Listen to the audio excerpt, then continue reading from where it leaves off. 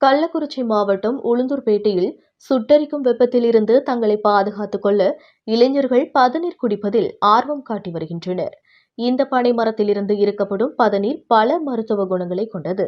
வயிற்றுப்புண் ஆற்றுதல், உடல் சூட்டை தணித்தல், உஷ்ணத்தை போக்கி சிறுநீரக கோளாறுகளை தீர்த்தல், மஞ்சள் காமலை வராமல் தடுத்தல், கண் எரிச்சலை போக்குதல், பெண்களுக்கு வெள்ளைப்படுதலை முற்றிலும் குணப்படுத்துதல் உள்ளிட்ட மருத்துவ குணங்கள் அடங்கிய இந்த பனை மரத்திலிருந்து இறக்கப்படும் பதநீர் மிகவும் குளிர்ச்சி ஏற்படுத்தும் பொருளாகும்.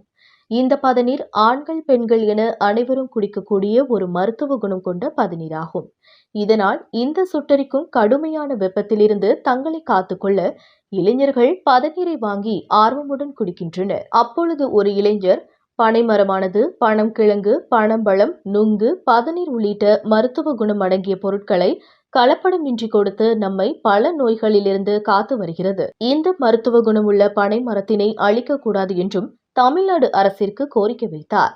மேலும் இந்த பதநீர் குடிப்பதில் இளைஞர்கள் மிகவும் ஆர்வம் காட்டி வருகின்றனர். இதனால் பதநீர் விற்பனை ஜோராக நடைபெறுவதாக பதநீர் விற்கும் கூலி தொழிலாளி தெரிவித்தார். இயற்கை குளிர்பானங்களுக்கு மாறி வரும் இளைஞர்களால் பதநீர் விற்பனையானது படுஜோராக உள்ளது.